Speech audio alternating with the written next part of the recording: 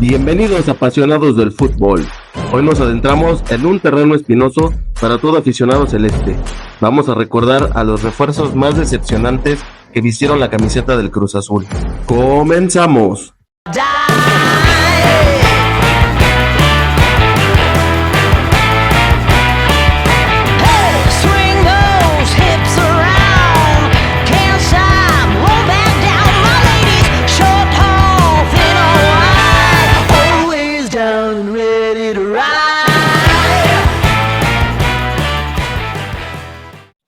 No es por echarlos a pelear, conejo, pero creo que nuestro nuevo productor, güey, te odia, güey.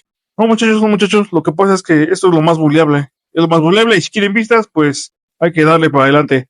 Venga, muchachos, inicien. La máquina cuenta con una larga lista de nombres que durante su paso por el equipo solo desilusionaron a la afición. Cruz Azul es todo un experto en fichar jugadores para el olvido.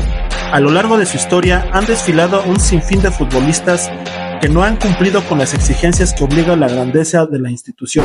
Ay, ajá, ¿cuál grandeza? Mis tenates, güey. Algunos de ellos han llegado presumiendo un gran cartel y otros tantos han solo sido promesas que nunca cumplieron, pero en ambos casos el desenlace fue el mismo.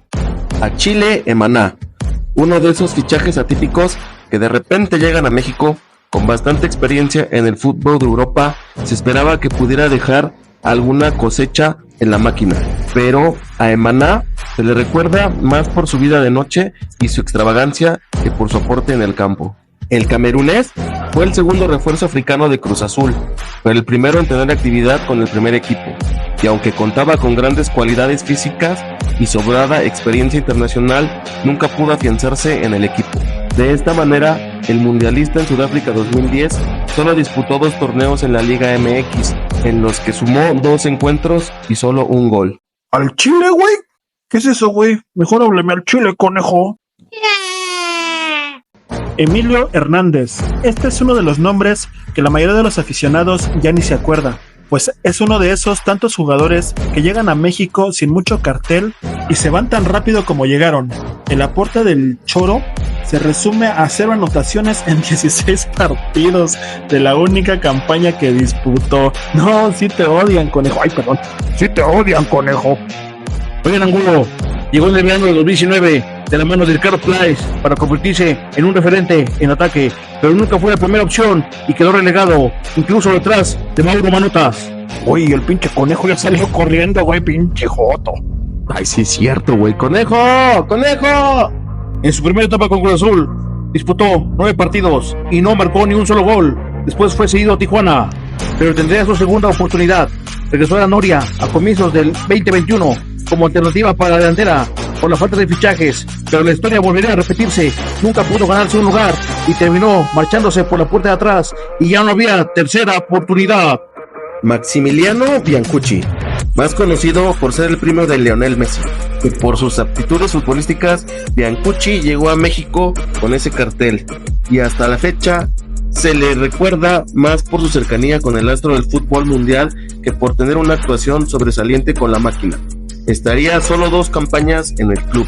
El atacante, quien en su currículum registraba el paso por 5 equipos paraguayos y 1 brasileño, arribó al equipo en el año 2010, pero rápidamente demostró que tener la misma sangre no significa tener las mismas habilidades.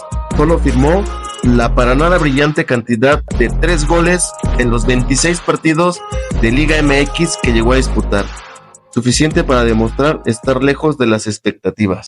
No mames, en 26 partidos solo 3 goles, bueno, por lo menos anotó, no que los otros 2 cabrones ni uno, güey. Y el conejo hace acto de desaparición. Carlos Conceição, el defensa central brasileño, llegó como solución para la parte baja, previo al bicentenario del 2010, luego de haber estado en el Benfica de Portugal, costando 900,000 euros. Conceição llegaba al conjunto cementero con el fin de brindarle solidez desde su primer línea. Sin embargo, ese torneo no fue uno de los mejores para la máquina. Pues ninguno, cabrón. Recibiendo 20 goles en contra y apenas pudo sumar 25 unidades en el certamen. En su etapa con el equipo participó en 16 encuentros. No pudo volverse ningún referente, tras haber logrado un gol y un autogol Está cabrón este güey. que dejó sin liguilla a los celestes en la última fecha de la fase regular. Alemão, José Carlos Toffolo, espigado delantero que se formó en las fuerzas básicas del Santos de Brasil y logró debutar en enero del 2008. Después de un breve paso por el fútbol italiano, la directiva de Cruz Azul sorprendió con la presentación del entonces delantero como flamante refuerzo para el Clausura 2015. Alemão logró sobresalir más por su carisma fuera de la cancha que por su talento dentro de ella, pues pese a que logró ganarse al cariño de la afición, no logró convencer con sus actuaciones y tras un solo torneo como jugador cementero tuvo que partir. El atacante brasileño participó en apenas 14 partidos de aquel torneo Clausura, en los que firmó 3 anotaciones. Pese a que su aventura fue corta, Alemão Jr. se enamoró del club y se volvió un gran aficionado de la máquina. A falta del conejo que salió corriendo, el que va a tener que leer es el productor, porque ni modo que no me estemos leyendo, el pelón y yo, esto no tiene chiste. Así que adelante, mi querido productor. Gracias, muchachos, por la oportunidad. Fernando Bellucci.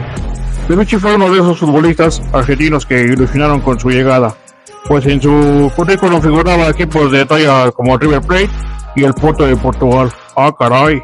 Ah, mira, donde fue figura al lado de Romuald Falcao. Creo que muchas veces de la expectativa a la realidad hay un terreno muy enorme. Llama la atención, muchachos, porque antes y después de este paso, la carrera del mediocampista fue muy positiva, fíjense. No obstante, el recuerdo más significativo que Fernando dejó en Cruz Azul es un penal fallado ante el Atlas. Oh, fíjate, qué tonto. El desenlace, muchachos, estaba más claro. Después de un torneo se fue del equipo con apenas 8 partidos disputados. Oh, qué fiasco, mira. El mismísimo Carlos Gullit Peña. Ay, mi mero carnal de fiestas, güey. Me acuerdo que ese carnal una vez me invitó una pinche pedota, carnal, pero chula, Ese güey era el pinche Teporuchas 3000. El mediocampista regresaría al fútbol mexicano, luego de su aventura de 6 meses en el Rangers de Escocia y donde había coincidido con Pedro Caixinha. El portugués lo eligió, una de las promesas futbolísticas mexicanas por esos tiempos, que venía de ser bicampeón con León y formar parte de la plantilla mundialista en Brasil 2014, con el objetivo de reconstruir el proyecto celeste. Pero no logró brillar con Cruz Azul, estando lejos de su mejor versión. Pues como no, pinche briago asqueroso, güey. Ay, perdón, Fumeco, perdón. Oh, espérate, no avientes pedradas, mi pelón. Sí, vea, yo también estoy pisteando, güey, no dejo de mamar. Oye, pelón, pero como que extraño a mi pinche conejo, güey. Como que esto no es vida, esto no son videos, güey, sin cargarle la pila a ese cabrón, güey. Vamos a hablarle por teléfono, güey. ¿Qué pasó? Ya déjense. Es que fui a la peluquería a dar un peinado y un shampoo. Ya vine. ¿Que ya acabaron o qué? El Gullit Peña no pudo corresponder a la confianza del técnico y al final de cuentas, tras 10 juegos sin goles o asistencias, terminó saliendo de la institución por sus problemas de alcoholismo, pinche borracho, lo que fue el inicio de su debacle en el fútbol. El club Cruz Azul rescindirá el contrato de Carlos el Gullit Peña este verano, es decir, no se va a cumplir el año completo de préstamo con opción a compra debido a las incidencias que ha tenido el jugador de la máquina celeste de 28 años. Después de haber comprado cervezas fuera del club, ocurrió en el hotel de concentración. Carlos Peña estaba en estado de ebriedad y que en ese momento estaba orinando en la fuente de este hotel. Este jugador ha reincidido en estas conductas negativas para su persona y lo que ha llegado a la decisión es que no va a seguir como jugador, pero sí Cruz Azul está dispuesto a pagar una rehabilitación para el Gullit Peña a manera de que el propio jugador pueda tener una salida a este problema que ha encontrado el propio club y la gente cercana al entorno de Carlos Peña. Oh, espérense, era bien buen pedo, güey, neta, un día de estos se los voy a presentar, güey. Martín Cauterucho. El delantero uruguayo fue otra de las grandes desilusiones, por lo que no pudo llegar a hacer nada en el equipo, pues la afición cementera puso en él todas las esperanzas de gol, en un goleador de sus quilates, que hacía mucho tiempo la máquina no lograba encontrar. Y es que Cauterucho llegaba como goleador de la Liga Argentina, vistiendo los colores del San Lorenzo.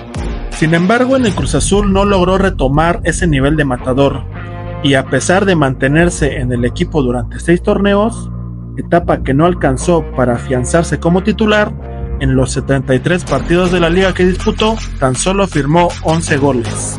por lo que tras no entrar en los planes de Robert Dante Siboldi, decidió retornar a su país. Fíjense, muchachos, que aquí tengo unas bonitas estampillas que tengo aquí, y los jugadores de fútbol, aprovechando que estoy aquí, las voy a pasar a vender y para que las vean y a ver si les interesa, muchachos. Y dice Federico Carrizo: el Pochi ha sido uno de los pocos jugadores que han llegado a la máquina directamente desde el fútbol argentino, sobre todo desde uno de los equipos más importantes del país. Y fue Boca Juniors, pero no muy tarde se descubrió por qué. Y es que su cuota goleadora con los seinenses fue tan baja que terminó siendo seguido a préstamo al conjunto cementero. Donde muy lejos de adaptarse y repuntar, tampoco fue solución. Carrizo tan solo permaneció un torneo en la Noria y emigró a Paraguay, tras sumar 7 encuentros. Fíjate, qué chafa. 4 de la Liga y 3 de la Copa, muchachos. Y ni un solo gol. Alcanzó a brindar una asistencia en ese medio año y antes de su regreso al fútbol sudamericano. Fíjate, qué erizo. Marañao. La mamada que. Antes de iniciar a jugar con el club, se hizo conocido por sus famosas lesiones hechas por sí solo cuando intentaba gambetear a los rivales. No mames, ¿para qué les cargamos la pila a estos cabrones, güey? Solitos se dan en su madre, güey. Qué bueno que se fue el conejo. Ah, no, pero ya regresó. Pero ni habla el hijo de la chingada, güey. Pues, ¿qué quieren que diga, ojetes?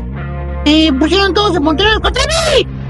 El extremo izquierdo, Francinilson Mireles, que así se llamaba, participó en 30 partidos de la Liga MX, 6 cotejos de la Copa MX y solo marcó un gol, el cual consiguió en la Copa Libertadores de América ante Nacional de Montevideo.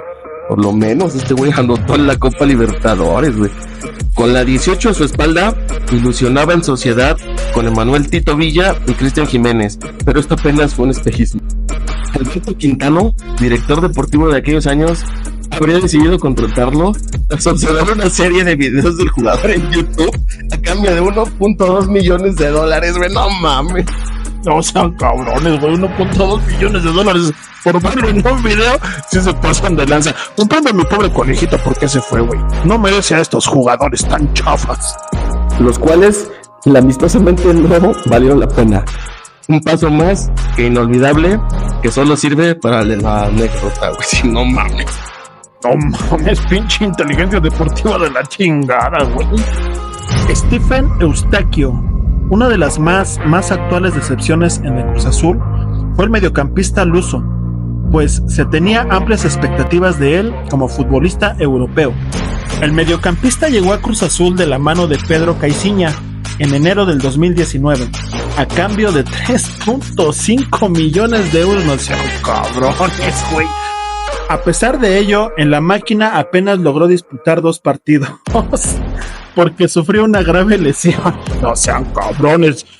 De a 1.7 millones de dólares por partido, ni Messi cobra eso. No sean cabrones. Una ruptura del ligamento cruzado anterior de su rodilla izquierda que lo dejó sin actividad durante 8 meses, por lo que un año después regresó a Portugal. A partir de ahí, Eustaquio volvió a recuperar su nivel y se volvió una figura del Porto. Ay, güey, nos cayó el hocico. Jugó en el Porto y se rifó. ¿Y por qué no rifó mi máquina? Y así, entre la frustración y la esperanza, cerramos este recuento de los fichajes que prometieron mucho y entregaron poco. Que sirva como recordatorio de que incluso los errores, la pasión por el Cruz Azul sigue intacta, esperando el día en que los nuevos nombres escriban una historia diferente.